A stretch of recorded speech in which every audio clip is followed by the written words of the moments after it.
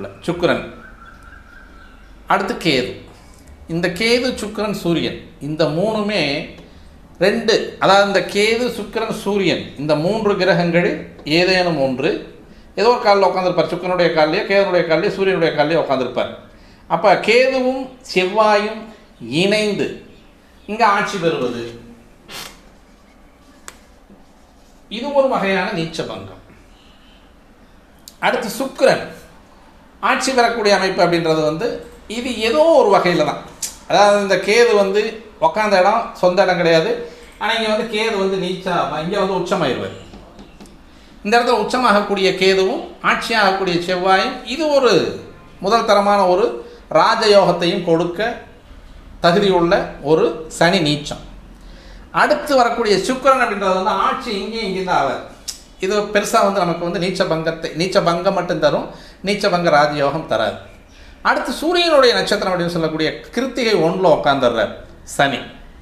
அதாவது பரமநீச்சப்பாகை அப்படின்றது சுக்கிரனுடைய 3ஆம் பாதத்துக்கு பக்கத்தில் வரும். 3ஆம் பாதம் சுக்கிரனுடைய 2ஆம் பாதத்தில் ஏதோ 20 டிகிரியில் பரமநீச்சப்பாகை வந்துடுவார். இவர் 10.3 அப்போது 4 ஒரு 13.2 ஒரு 3 9 சுக்கிரனுடைய 2ஆம் பாதத்தில், அதாவது பரணி 2ஆம் பாதத்தில் அவர் பரமநீச்சப்பாகைக்கு வந்துடுவார்.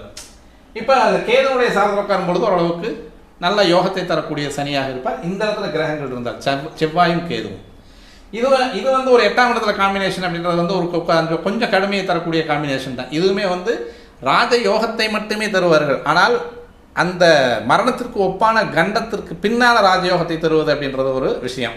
ஒரு 50 வயசு 55 வயசுக்கு மேலே அந்த ராஜயோகம் அப்படின்றது அவங்களுக்கு கிடைக்கும். இது அவங்களுடைய பூர்வீக சொத்து, அவங்களுடைய தாயாதிகளுடைய சொத்து, வேறு அவங்க பாட்டன் பூட்டன், அதாவது அம்மாவடி பாட்டன் அப்படின்னு சொல்லக்கூடிய அவங்களுடைய சொத்துக்கள் எல்லாம் ஒரு 50 வயசுக்கு மேலே உங்களுக்கு கிடைச்சது அந்த ராஜயோகம் அப்படின்றத கொடுக்கும். அப்போ சூரியனுடைய சாரத்தில் இந்த சனி உட்காந்துருக்கார். அப்போது இந்த சூரியன் அப்படின்னு சொல்லக்கூடியவர் இங்கே உட்காந்தாலும் எப்போ போல் அந்த நார்மலான நீச்ச பங்கம் தான். இப்போ இவங்க 2 பேரும் சேர்ந்து செவ்வாயும் சூரியனும் 10ஆம் இடத்துல உட்காடுறாங்க. இப்போ கால் கொடுத்தவன் எங்கே உட்காந்துருக்கான்? மகர வீட்டில். இடம் கொடுத்தவன் எங்கே உட்காந்துருக்கான்? மகர வீட்டில். அப்போ இவங்க 2 பேருமே இங்கே திக்பலம், அதாவது உச்சபலத்தை காட்டிலும் கூடுதலான ஒரு பலம்.